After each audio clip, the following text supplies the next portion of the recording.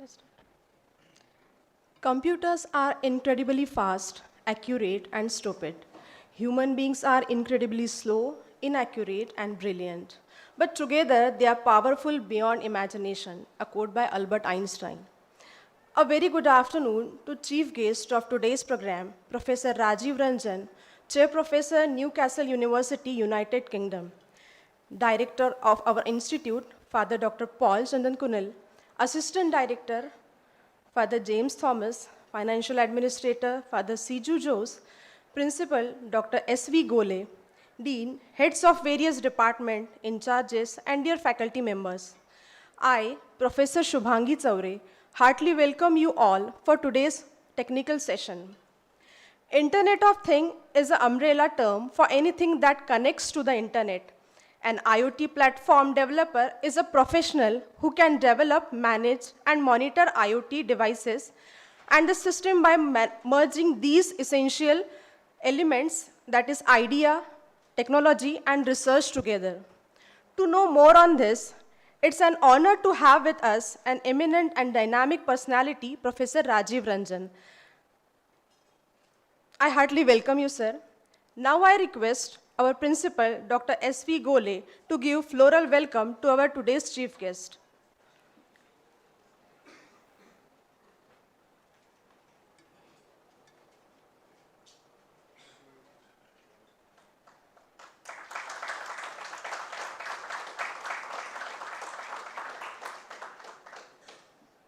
Thank you, sir. I would like to request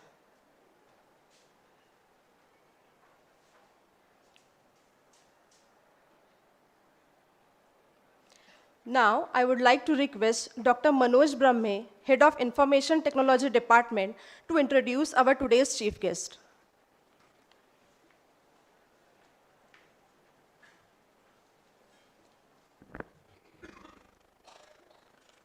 Good afternoon, one and all present here. I feel privileged to introduce Professor Raj. Professor Rajiv Ranjan is an Australian-British computer scientist of Indian origin, and he is known for his research in the area of distributed computing, that is a combination of cloud computing, big data, IoT. He is a university chair professor for the IoT research in the School of Computing of Newcastle University, United Kingdom. He is internationally established scientist in the area of distributed systems and has published more than 250 scientific papers. He has secured more than 32 million Australian dollar grant for his research. He is innovator with a strong and sustained academic and industrial impact and a globally recognized R&D leader with a proven track record. He serves on various editorial board of top quality international journals, including IEEE Transactions on Computer, IEEE Transactions on the Cloud Computing, ACM Transactions on Internet of Things, the Computer and the Computing Springer Future Generation Computer System.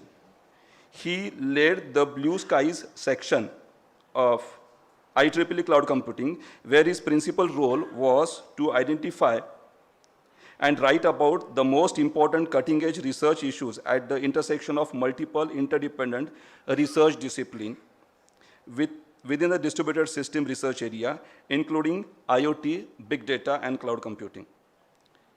As mentioned here, you can see his highly citations and the H index and G index, which are shown here. He is also a fellow of IEEE, fellow of Academia Europaea, and fellow of Asia Pacific AI Association. So, sir, we are really privileged to have you in our campus. I request you to please address the gathering with your technical session.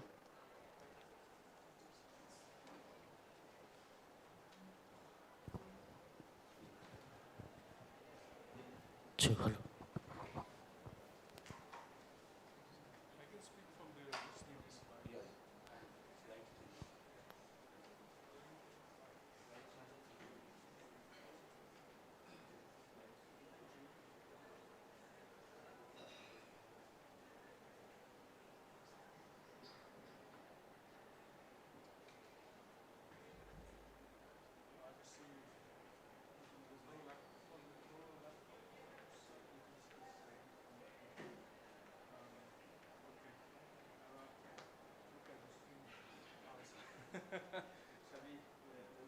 No, it's okay.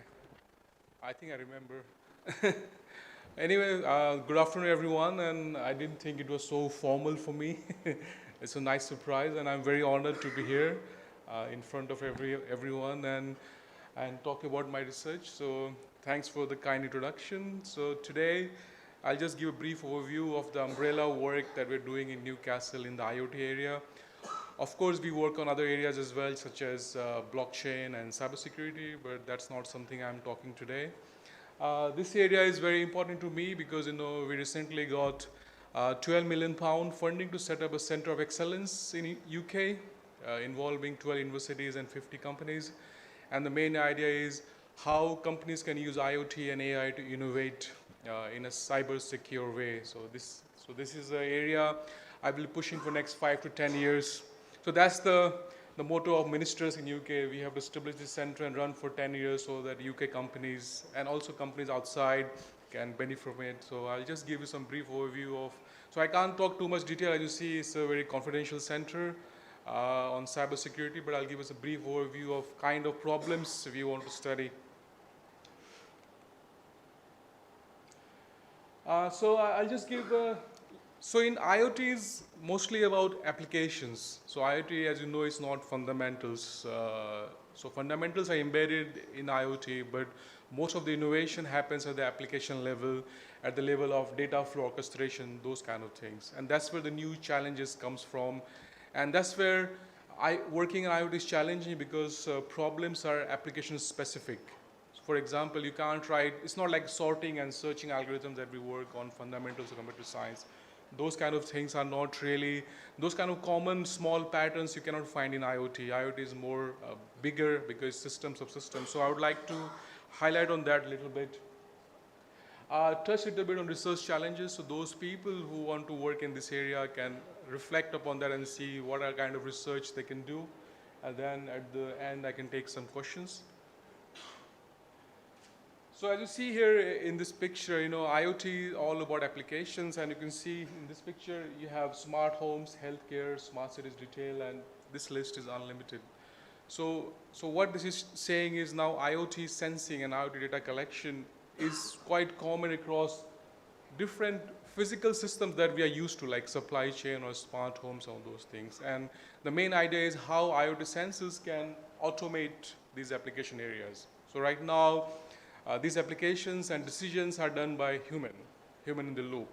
And the idea is how IoT data collection and AI can remove human in the loop and possibly make better decisions. I mean, that's the hypothesis, that they can make better decisions. But relying on machines to make decisions is not always easy because of the issues like, one of the most important is the data quality and cybersecurity. Because if things goes wrong, everything will fall apart, especially if you look at applications such as mining or smart grids or smart transport, autonomous transport. In this area, instead of relying on humans to make decisions, you rely on machines, it can get very challenging to trust those decisions. So if we have to trust those machines and those AI techniques to make decisions, what sort of research we need to do before we can reach that point? So if you look at this picture again, on the left-hand side, you see the physical systems like water management, smart grids, smart agriculture, environmental sensors. So those are the physical things that exist around us. But for IoT, you have to collect data from those physical things and take it into your cyber digital world. And the problem here is the cyber digital world is quite complicated. If you look at on the right-hand side, at least on my right-hand side, there are so many paradigms that you need to understand, right? For example, an IoT system will include cloud computing. It can include software-defined networking infrastructure. It can include edge computing. It can include fog computing. Now they are also saying it can include quantum chipset at the edge, or it can have neuromorphic architectures. And all of these things need to combine together and work in a cohesive way to make these applications work and make decisions. As you see, just writing an algorithm just for the cloud computing is not easy. But if you have to write an algorithm that works across all these paradigms, it's even more challenging. However, for IoT, we need to do that. We need to write an algorithm that cuts across the physical system and multiple digital cyber systems. So that makes IoT research or IoT area not challenging for universities, but also for companies, because even companies don't have so much expertise to work on multiple areas, multiple paradigms. Uh, they work on quite focused problem, like, they work on cloud hosting, cloud application hosting, but cloud application hosting is not going to solve the problem of IoT data collection and AI-based decision making while making sure that everything is safe from cyber attacks. That requires more holistic view and more, maybe you need people from research side to help you to innovate products in this area. So that's the reason why we have got this center, because we at universities of Newcastle and Imperial and Southampton, we have all those expertise to help those companies.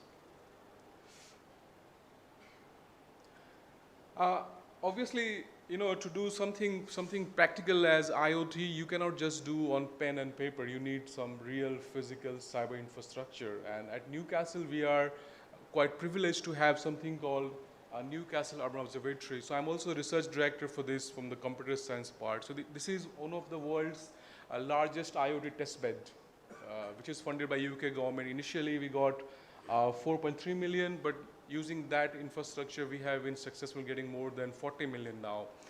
And what this infrastructure does is we have deployed more than 3,500 sensors all across Newcastle city center. And those sensors produces millions or even billions of data points every minute, okay?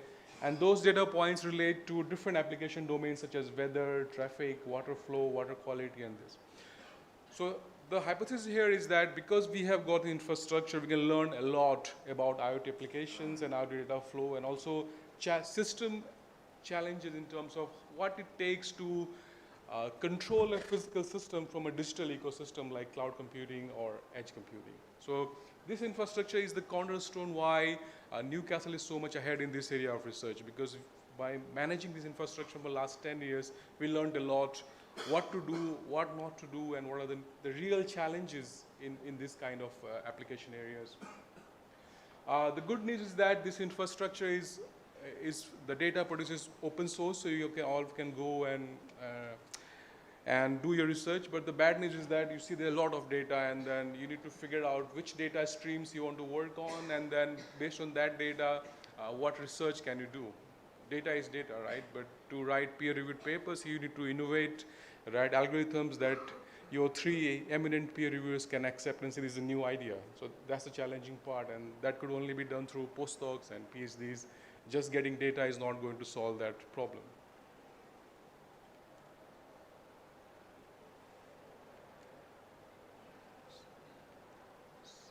Stop working. Okay.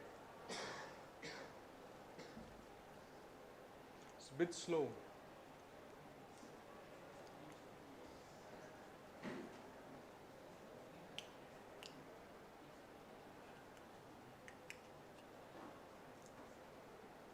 It's transitional.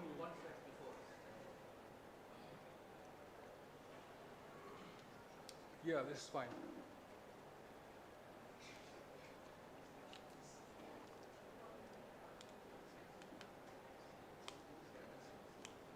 This is a classic networking problem we face in IoT as well, the data lag. Okay. So I was talking about okay, we have this IoT application ecosystem, but then what is the research here? Say in terms of data processing, what is new, right? So if you look at this picture, and if you look at the current established paradigms for data processing, which is offered by Amazon and Azure, what they do or what they used to do is all the IoT sensors that you deploy in buildings or autonomous cars or healthcare, they use internet to ship all the data to the cloud and process it in the cloud. So this is the cloud-centric paradigm that companies are following. But the problem with this is, as you know, the number of sensors are now growing in billions and trillions, right? And if every sensor keeps sending data to the cloud, it's a big problem for the networking side. And also, although people say cloud computing has infinite resources, but it's not actually infinite. It takes money to build data centers, right? And data centers is also not infinite. They may have 500,000 core or 1,000,000 cores, so it's not infinite. So not every sensors around the world can send data and process it, right? Also, that paradigm has a problem with high latency and wasting of bandwidth, right? So for example, if you consider an application like autonomous transport or healthcare, where you need to make decisions in real time. Like you need to make decisions on the road whether this car is going to brake or take a turn, or whether this traffic light is going to go green and red. Those kind of decisions and paradigms can't rely on cloud. They need to make decisions right at the edge, right? So that the challenge for us is how do we move from cloud-centric paradigm to IoT-centric data processing paradigm, where you process data on the IoT sensors or on the gateway rather than in the cloud. So it's a good hypothesis that, okay, you want to process data on the IoT and the edge, but there is a big challenge. Unlike cloud computing, which are managed by Amazon, you can consider they are secure. They are managed by a good security team. But if you want to process data on the IoT sensors or edge infrastructure, it's not managed by any vendor. There is no SLA. And whatever data you process there, there's no way to trust it, right? You cannot trust it whether the data that was stored and processed there is of good quality and it is not hacked. So that's the problem. So obviously, processing data at the IoT edge layer is good. It gives you benefit in terms of real-time data processing, but in contrast, it gives you less security. So the idea here is, how can we make data processing at the edge and the IoT more trustworthy using AI, so that people can trust it and then make decisions for those safety-critical applications like autonomous transport or healthcare, where you cannot rely on processing those big data in the cloud. So those who know about big data paradigm, volume, velocity, and variety, so one of the biggest contributors is IoT, right? And because of those big data issues, it's almost impossible to put everything in the cloud. So we need to innovate some algorithm at the edge and at the IoT layer where we can just process the data in real time at the edge, make decisions, and then throw away all the rest of the data. So that's the place where we want to reach in, say, next 5 to 10 years. So just to give you a hint why working in IoT is so difficult, if you look at this picture, IoT is actually a systems of systems. It's just not one system, right? So for example, at the top you see cloud layer, in the middle you have the edge layer, at the bottom you have the IoT layer, and all those devices and hardware are quite heterogeneous with different networking and processing capabilities. For example, IoT layers are very restricted, like temperature sensors or Fitbit, those kind of things, where you can sense some things, but you can't really store and process. But as compared to that, edge and cloud layer have more processing power, but then as you move up the food chain, your latency increases, you waste the bandwidth. So challenge here is, what kind of computing paradigm can we develop here that can glue all these three layers together and run algorithms and data processing techniques so that you can make decisions in real time. And the paradigm to develop those algorithms doesn't exist right now. For example, let's say if you want to run an algorithm that can, say, start a virtual machine on the cloud, at the same time it starts a Raspberry Pi instantiation on the edge, at the same time it collects data from sensor on the IoT layer, is not straightforward. The same algorithm has to do three different things, deal with three different device interfaces, and as that algorithm is working across three layers, they have different attack surface as well. So that makes it really complicated to develop such algorithm as compared to traditional way where we used to write an algorithm to start a virtual machine, which is in a way straightforward as compared to the type of problems and scenarios that I'm trying to make up here. So obviously to work in this area, we need something called IoT Edge Cloud Continuum. And why I'm saying it's continuum, because especially all these layers are always evolving. So those who have worked on cloud computing, they would know that around 2010, we have something like virtual machines and those kind of things. Today, they are talking about DevOps and serverless computing and function as a service. So this area is always evolving as well. Similarly, at the IoT and the edge layer, you have new and new kind of devices like microcontrollers and single board computers coming up. So the hardware infrastructure and the networking protocols are always evolving across all those three layers. So whatever algorithm that you write today may not be sufficient in 2-3 years, right? So those algorithms, if you write based on old rule-based techniques, it won't work. So then the solution here is, maybe we should look into AI-based algorithms which can adapt to evolving emergent systems. And AI gives you certain capabilities like lifelong learning. So AI has a feature called lifelong learning where AI can learn itself by interacting with environment. So one of the things we want to investigate in our hub is how AI can use lifelong learning to adapt to IoT edge cloud continuum. So, because lifelong learning gives AI or machines capability to think like human beings and learn step by step. So that capability having in the machine can help us adapt to this evolving continuum. We cannot write those rule-based static algorithms because that can never adapt, because you will have new devices, new sensors, new networking protocols, and whatever you wrote today is not functional after 2-3 years, it won't run.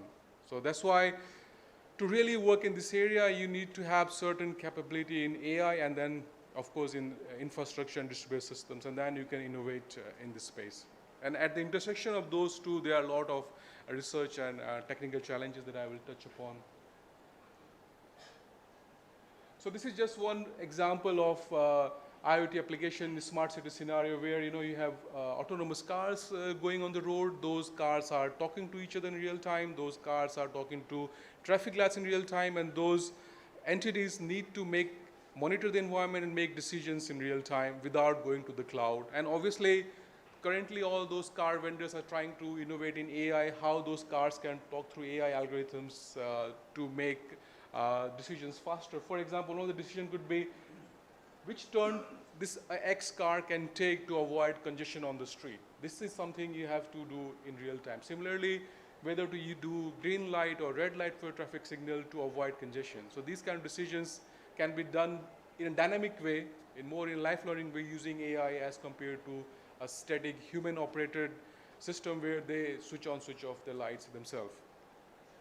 But of course, having said that, doing that in real time in a reliable way is not an easy problem.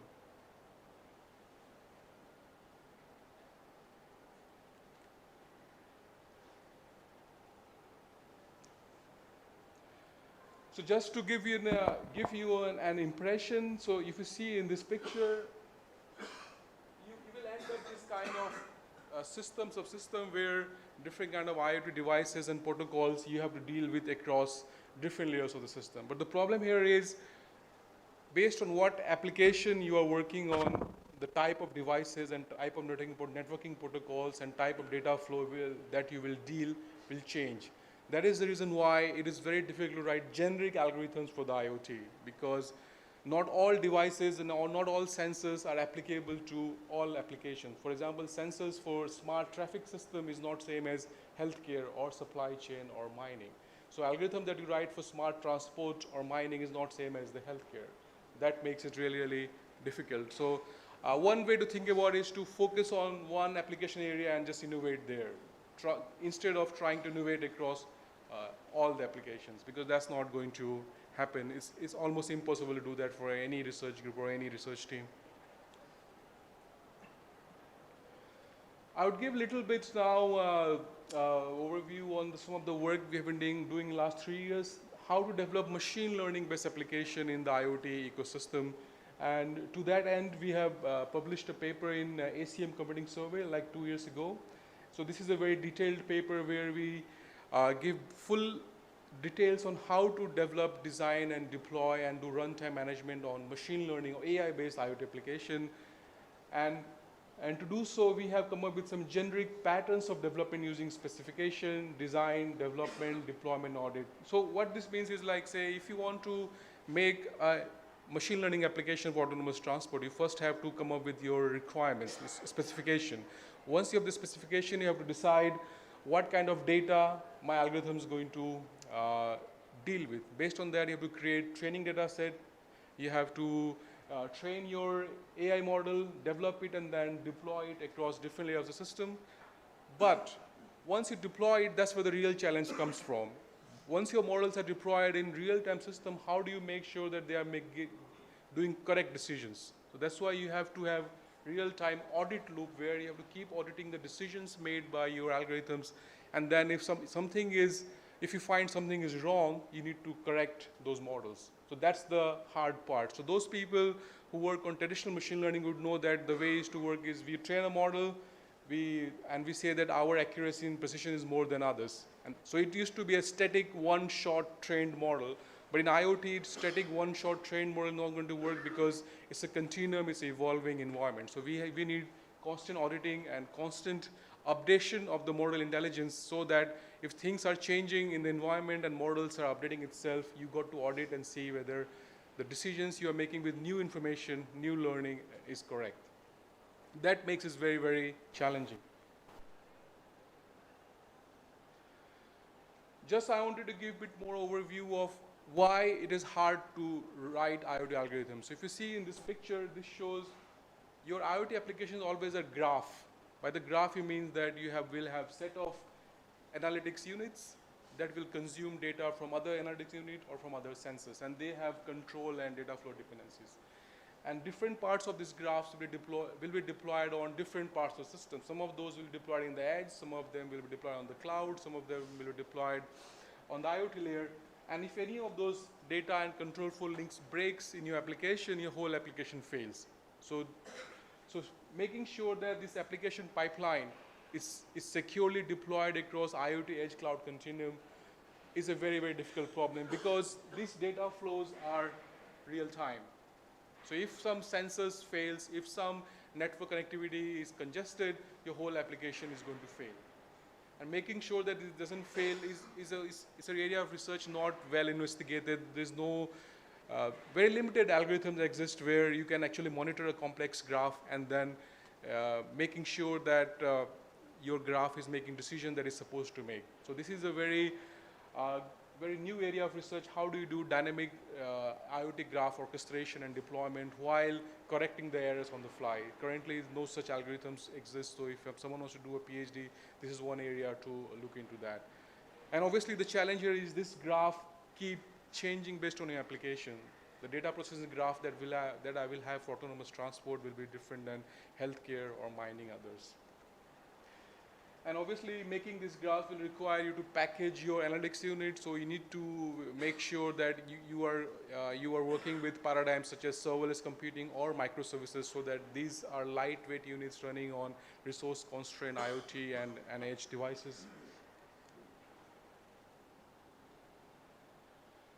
And while creating this kind of complex graph, you have to take care of different IoT data analysis patterns and data flow patterns. So at Newcastle, as part of Newcastle Observatory, we worked out those patterns which are generic and common across different application domain. And using those data analysis patterns and data flow patterns, you will be able to create different IoT graphs. And if you want to know more about that, there's a paper published on that topic in 2020. You can go to that paper and then try to know more about that.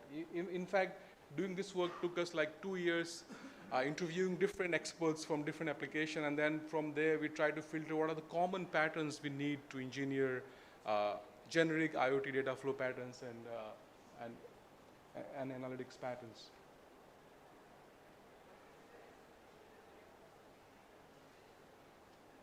I have to point here.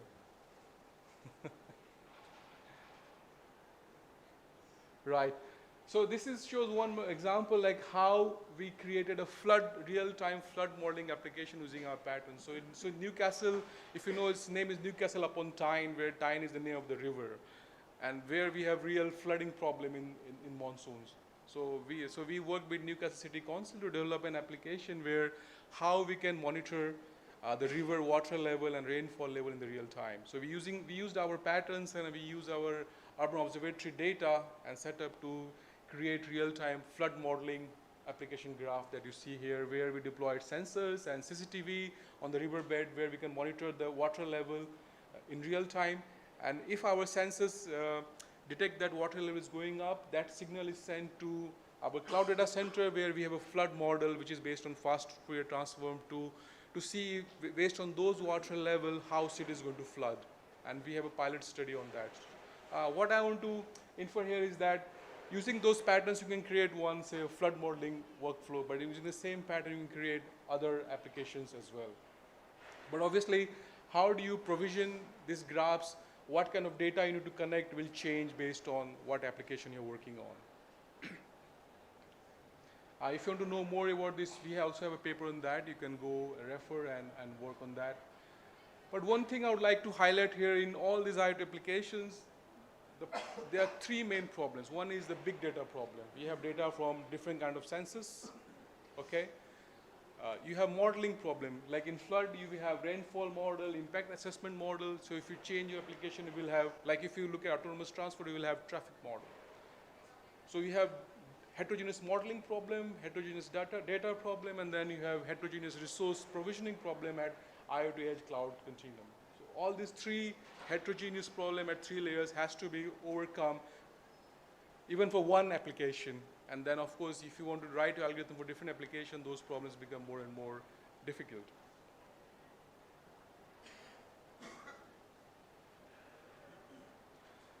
Just to summarize, so we did some user study on our patterns, and we found that most of the users were satisfied that our patterns were able to capture the needs of their applications.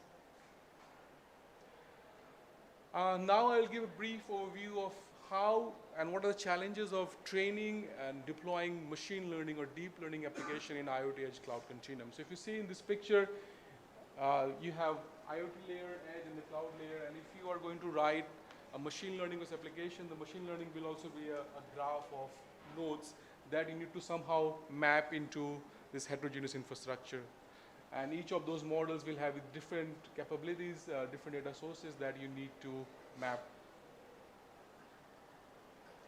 So as with any mapping problem, right, those people who work on resource provisioning, you will have set of machine learning models that you need to deploy in the Edge IoT Cloud Continuum. You need to write algorithms to partition and distribute those models across different parts of the system based on their security and data processing needs. Again, to do that, to automate that, you need algorithms that doesn't exist right now. All those algorithms that we did for virtual machine provisioning in the cloud, unfortunately, is not applicable here anymore because the resource characteristics, the data flow characteristics, and the machine learning performance characteristics are very different than the virtual machine provisioning characteristic that we used to deal with. So what I wanted to highlight was that we have requirement to do holistic performance characterization research in this area where we can actually see which analytics units can run at which layer and what is going to be their performance characteristic required, and based on that we create the graph. And it is challenging to do that because if you look in this picture at the edge and the IoT layer, the performance characteristics are different than the cloud layer and other layers. So you need to do separate performance characterization across all 3 layers, then have a combined result to create a holistic graph. Currently, techniques to do that doesn't exist, so this is a new area of research that you can look into. At the end, the main open research question,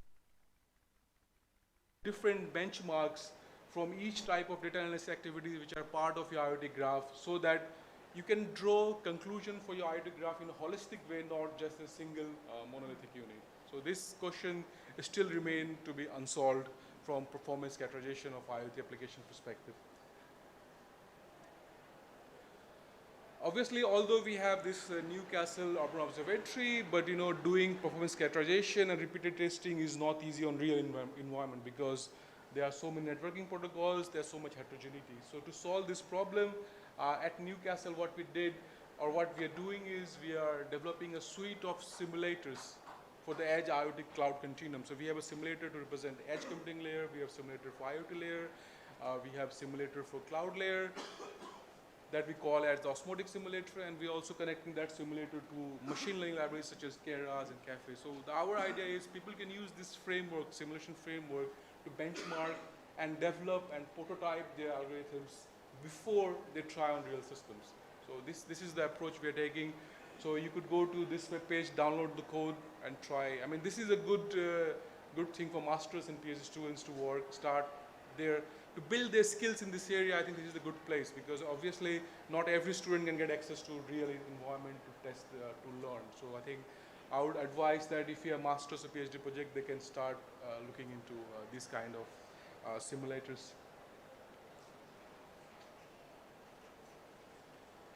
As we have in any deployment problem, we have multiple criteria which are conflicting. So we need to look into techniques based on multi-criteria optimization and multi-criteria decision making to solve deployment problem. But again, the challenge is this criteria, non-functional tree will change based on what application you're dealing with. This will not remain the same. So that's why you need a new set of algorithms for every application domain. And finally, one of the new things that we are excited about is the single board computers. So what we are saying is single board computers and microcontrollers like smart bulbs, smart gateways, those kind of things are going to be like almost 50 billion, was almost 50 billion in 2020. So, we always think about this thing, how do we train our AI, deep learning? And for that, we need GPUs in the cloud. And obviously, we cannot have unlimited GPUs. So we have started looking into how we can leverage, because all of these single board computers and MCUs have some AI chipset. Because like if you look at Alexa, they have some AI chipset to process AI algorithms, right? So our hypothesis is that how can we use those kind of devices pulled together to do machine learning or distributed learning at scale? But obviously, the hypothesis is good. You can use those Alexa devices all around the world to do the training. But again, we have to solve two problems. First is how do you deploy application on those Alexas in a secure way, your machine learning libraries? And then how do you make sure that your distributed training performance is not very bad as compared to cloud training? So those are two issues that you need to control. And distributed training is always going to be challenging because of network issues, connecting different microcontrollers around the world. So to that end, we have done some work like Edge2 Train and Train++ in MLMCU. So these frameworks that we have released on GitHub, they are able to help you train your machine learning libraries on single board and microcontroller units. So if you want your students to gain some expertise in this area, they can go and download these frameworks and see, how can I train a deep learning model on, say, Alexa, for example. So they can use Edge2 Train and Train++. But obviously making that vision really, really grand and really realistic, where hundreds or millions of devices are training from each other, it requires a lot of work, and most of that work is from network optimization and cybersecurity. Because if you're running a machine learning model training on Alexa device which is not secure, then it will learn wrong gradients, and that will spoil the whole training process. So that challenge has to be come up, and solving with that challenge is one of the main work stream in the new research hub that I'm going to work on.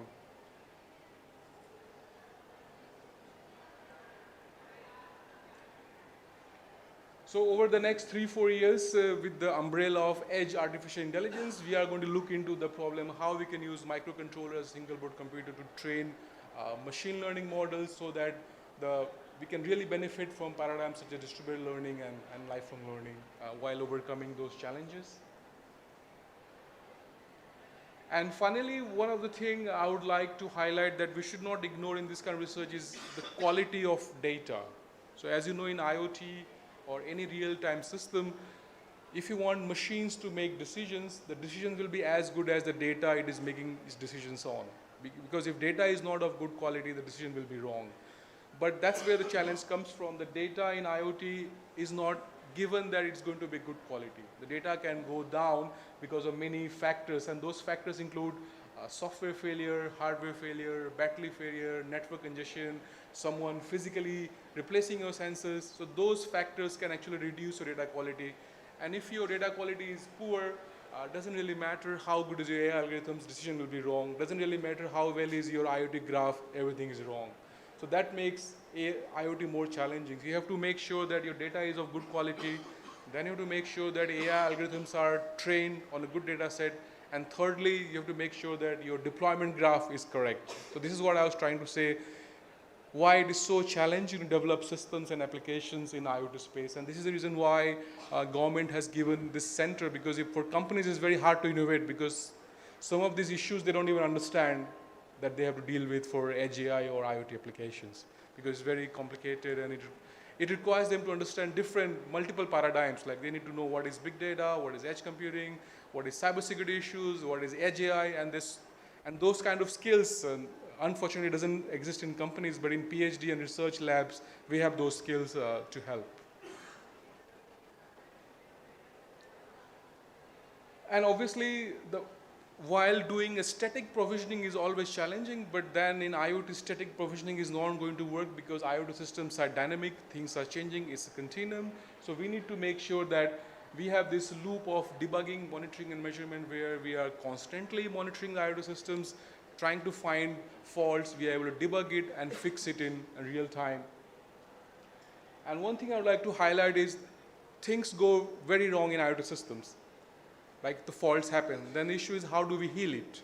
Do we heal it based on static rules and policies, or should we heal it based on AI? The problem with the IoT edge cloud continuum is the rule-based systems can never scale because they keep adding new and new kind of devices and faults keep happening. So the rule-based system won't work here. So what we are trying to do right here is, can we use reinforcement learning where the learner can learn new healing policy by itself by monitoring the systems? But obviously reinforcement learning cannot be just independent thing. We are focusing on hypothesis that a human operator can teach reinforcement learning some basic knowledge, like the way we do in schools and colleges, and then that reinforcement learning agents can then improve his intelligence over the time using lifelong learning. So we are trying to look into that hypothesis because as the IoT system is dynamic, we need algorithms which are also dynamic. We cannot work on static algorithms. So we have started looking into those reinforcement learning paradigm to heal and monitor IoT systems. And one thing I would like to highlight that based on what went wrong in your IoT system, your healing actions will be different. And again, the healing action will be different for different applications. That's why we cannot rely on human operators to heal IoT systems. We have to look into AI to heal the IoT system. So the message here is IoT and AI is now converging. They will be together, and whatever problem area we solve, we have to take those two paradigms together and solve a problem. And as those two areas are converging, it's getting more and more challenging to innovate in this area, but that's something we have to do.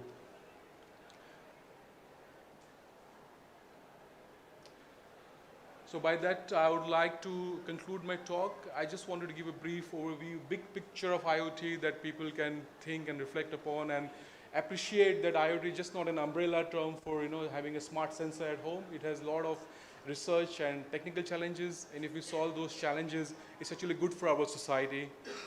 So if you want to know more, we have many papers on that topic. You can go and read it.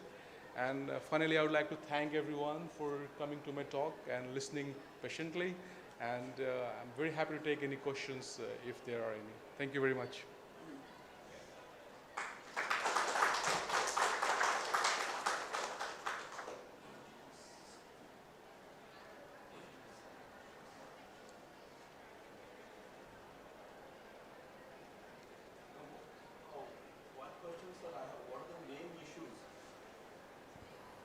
From a research point of view, So as I said, there are so many issues. Like one, I said performance characterization, then there's a data flow orchestration, then the issue is how do you train your AI algorithms on scale on IoT devices. The other issue is how do you monitor and audit your models. So this, I would say millions of issues that you can work on. So the way to work here is read one of those papers specific to the area and then try to pick. So we have papers on resource provisioning challenges in IoT. We have papers on AI provisioning challenge in IoT. So those papers talks about specific challenges. So all those challenges that we solve in distributed systems and database systems, we have to redo it because of this continuum. So all those traditional challenges that we know about, like query processing or data flow orchestration or securing systems, and the solution that works well for cloud or static systems, we have to redo it for the IoT systems. So I would say the umbrella term for research challenge remains the same, but the technique that we need to develop, considering the dynamic system, is going to change. So the fundamental problem distributed system doesn't change, but solutions are going to change because of the system, new system capabilities. so one more question. We have IoT and AI branch in our call. Yes. Other than your IoT simulator, any other simulators which you can recommend to our professors and specifically for students, which can be used for basic training? It depends on which area. If you just want to train on AI, then those AI libraries like cafes, Keras could be used. But if you want to train them at the convergence of IoT and AI, then you have to work with both the simulators. So there are so many. Why I recommended this simulator? Because my team can provide support in that area. So if you use an open source, some other group, you will send an email, they won't reply to you because they're too busy. Because Stanley is there, he will make sure that someone replies from my group. and I can get an answer. But obviously, there are so many others possible. But the thing with simulator is always homegrown, right? And if things are wrong inside, and if your results are wrong, you need someone to help you to calibrate the results. So that's why you need to work with that team who can actually, with whom you have connections and who can solve your queries. Yeah, please.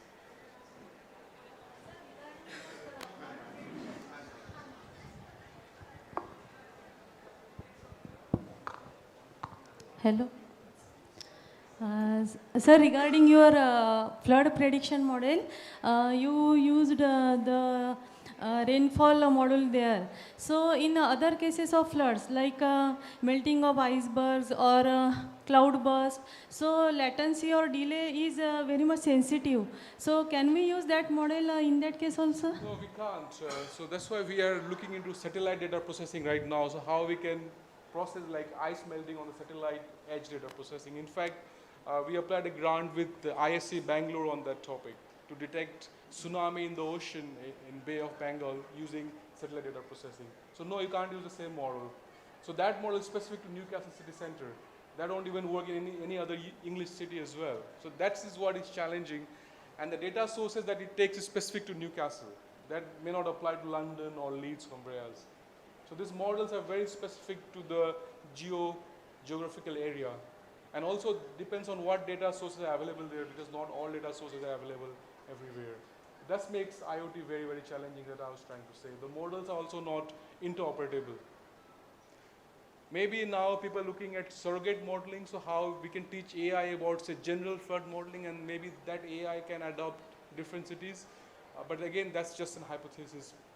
It has not been proven in real world. But along with my hub, there's another hub which is looking at this problem.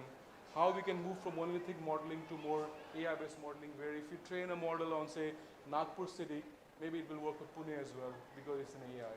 But this hypothesis is not proven, but people have started looking into that. Yeah. Yeah. So you talked about the smart city. You talked about the smart cities where the cars are going to take the decision about the turning on right or left. So that is scenario can be handled by a vehicular ad hoc network. Could be. Yeah. So what benefits this particular IoT and AI convergence will give apart from the vehicular ad hoc network? So vehicular ad hoc network is the umbrella term for V2X communications. What we're saying is how using AI and real-time data processing, those cars can coordinate their decisions, how they can make cooperative decisions. So for example, this car not only making decision on its own, but also talking to the traffic signals and other cars about what decision it is making and how his or her decision will impact other decisions. So IoT is like, is taking vehicular ad hoc network and putting real-time data and decisions on top of that. So IoT is inclusive of what you said. IoT is not a brand new concept to change ad hoc networks. So ad hoc network will be part of IoT, but there could be other networks as well based on better bandwidth, better connections. But the common challenge is how those entities can work together to make better decisions. That's where the IoT philosophy comes into picture. Because ad hoc network is just about networking, right? Here we are talking about how that networking can be used to make better decisions in real time while being safe and secure. So there you need to have ad hoc network, you need to have data processing, and then of course you need AI to make those decisions. Thank you, sir. And just to add, and the challenge here is because these cars are talking to each other in real time, if some virus is injected into the system, that can infect all other cars as well.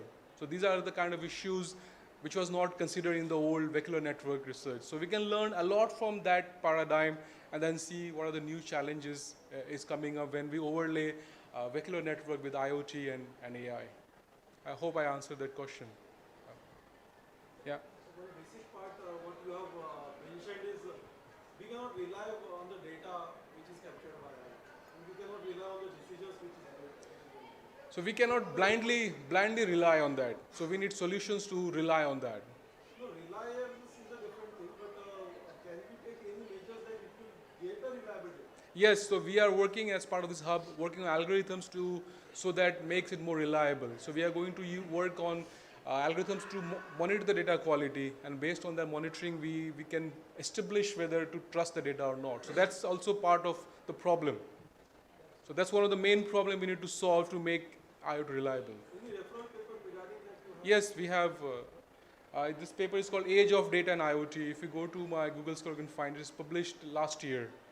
And we also have a paper in IEEE Communication Servers and Tutorials, which discusses the data quality problem from networking perspective. So before solving any IoT data processing problem, we have to, as you said, solve this data quality problem. Otherwise, everything is wrong, right? It just doesn't work.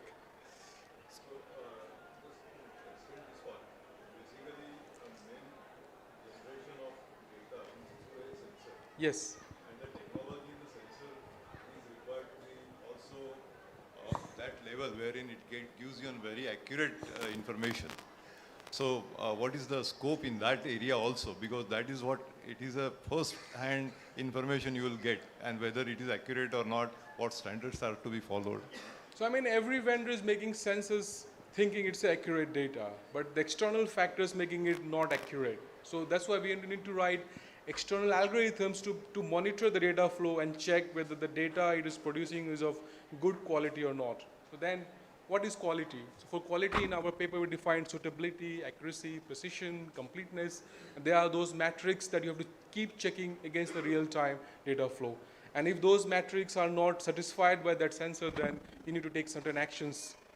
And we believe that AI can solve that problem, because you can teach AI about what is a good data quality, and from that, it can check the data which is being produced by the sensor is a good or bad. Again, if you ask me, is there any solution to solve this problem? The answer is no, there's no such solution, because people are recently understanding this problem, because till now, all the IoT projects were in closed environment where there's no hacking, right? But now we are thinking about putting IoT out there on the public spaces. And that's where we are realizing, once you put this system in the open system, where it's an open protocol where hackers can just come in and exploit your networking infrastructure, or the hacker can just come in and replace your sensor box, right? They can just put a fake sensor box, and that will reduce your data quality.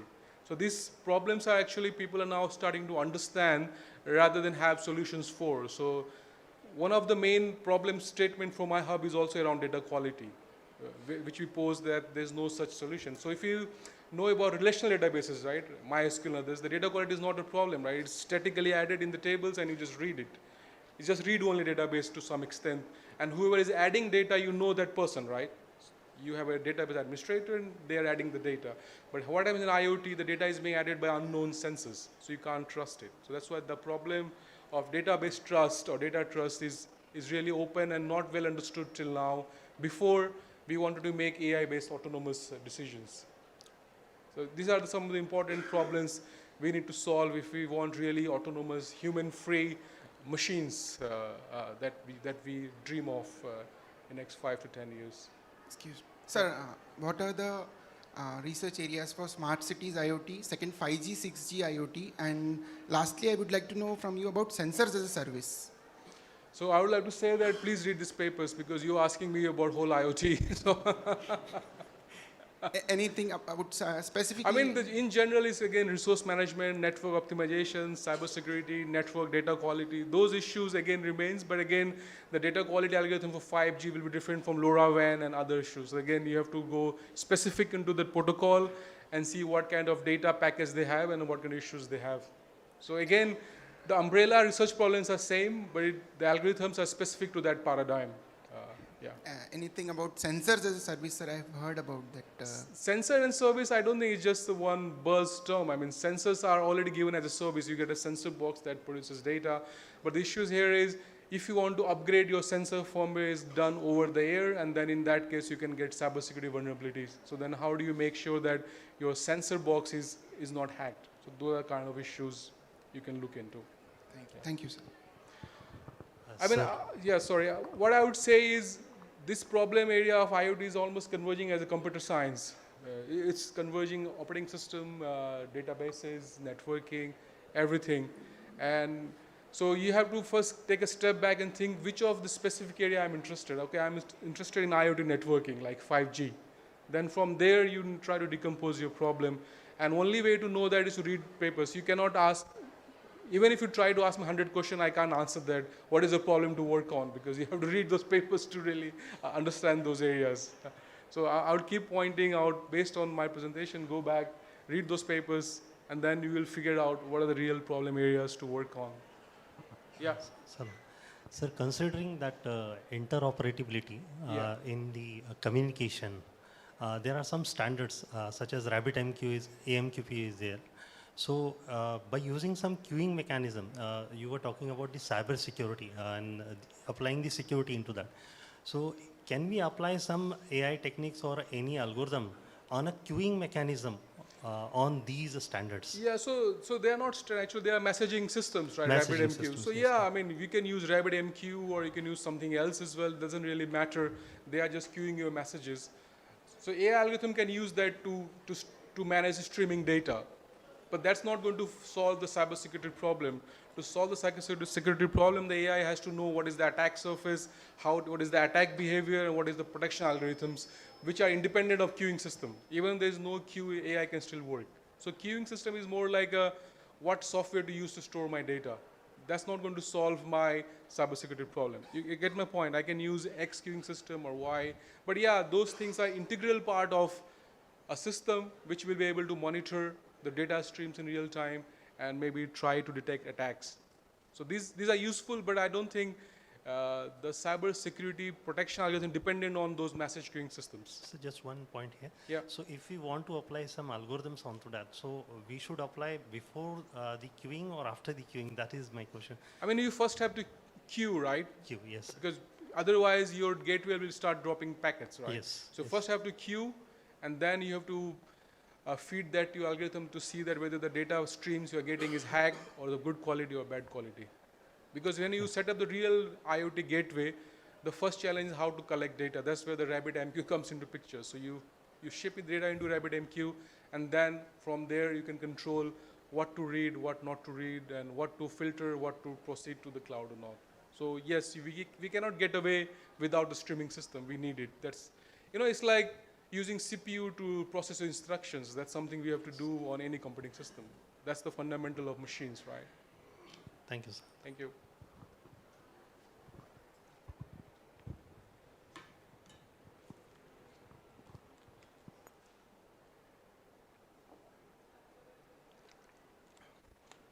Right. Thank you very much. I hope it was useful. Thank you.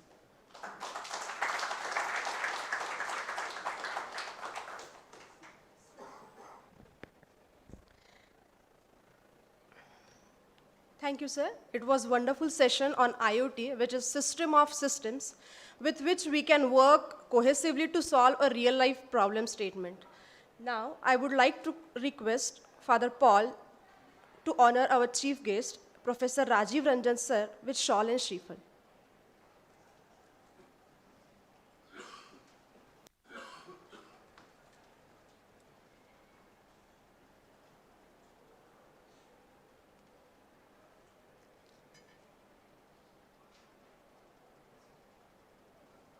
Fold already.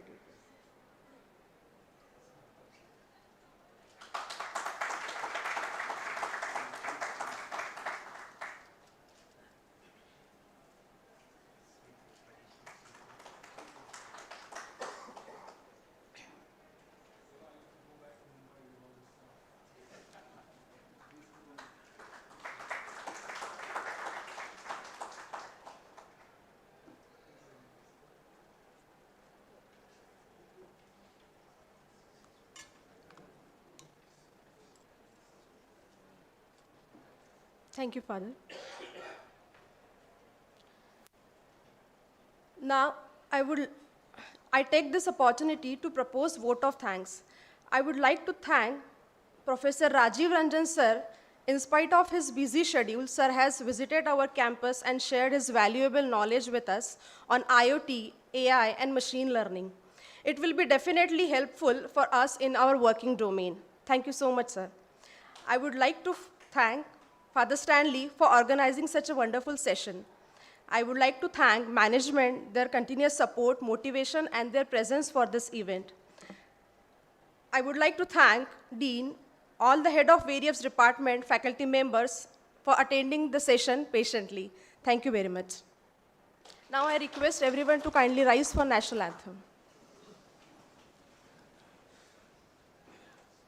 जनगण मन अधिनायक जय हे भारत भाग्य विधाता पंजाब सिंध गुजरात मराठा द्राविड़ उत्कल बंग विंध्य हिमाचल यमुना गंगा उच्चल जलधि तरंग तव शुभ नामे जागे तव शुभ आशीष मागे गाहे तव जय गाथा जनगण मंगलदायक जय हे भारत भाग्य विधाता जय हे जय हे जय हे जय जय जय जय हे. Thank you.